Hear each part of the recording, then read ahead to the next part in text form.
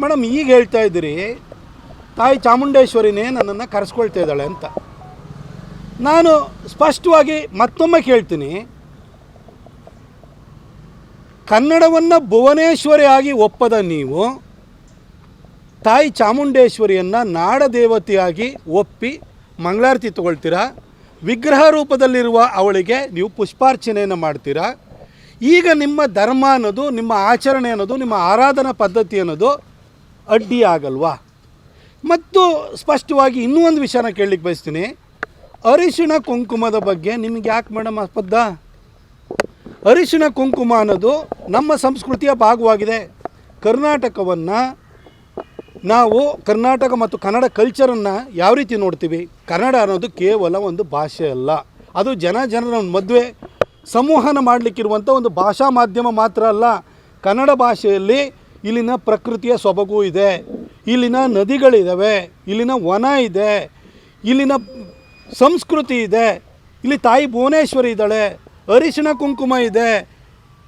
ಒಟ್ಟಾರೆಯಾಗಿ ಇದು ಕನ್ನಡ ಸಂಸ್ಕೃತಿಯಾಗಿದೆ.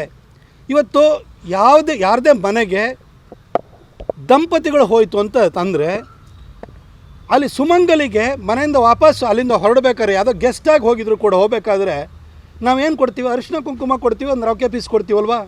ಅದು ನಮ್ಮ ಕನ್ನಡ ಸಂಸ್ಕೃತಿಯ ಭಾಗವಲ್ವಾ? ಹಾಗೆ ನಾವು ಯಾವುದೇ ದೇವಸ್ಥಾನಕ್ಕೆ ಹೋಗಲಿ, ಪ್ರಸಾದ ರೂಪದಲ್ಲಿ ಏನೇನು ಕೊಡ್ತಾರೆ? ಕುಂಕುಮವನ್ನು ಕೊಡ್ತಾರೆ, ಹೂವನ್ನು ಕೊಡ್ತಾರೆ. ಅದು ನಮ್ಮ ಸಂಸ್ಕೃತಿಯ ಭಾಗವಲ್ವಾ? ಆ ಕುಂಕುಮದ ಬಗ್ಗೆ ನೀವು ಅಬದ್ಧವನ್ನು ಇಟ್ಕೊಂಡಿದ್ದೀರಲ್ಲ.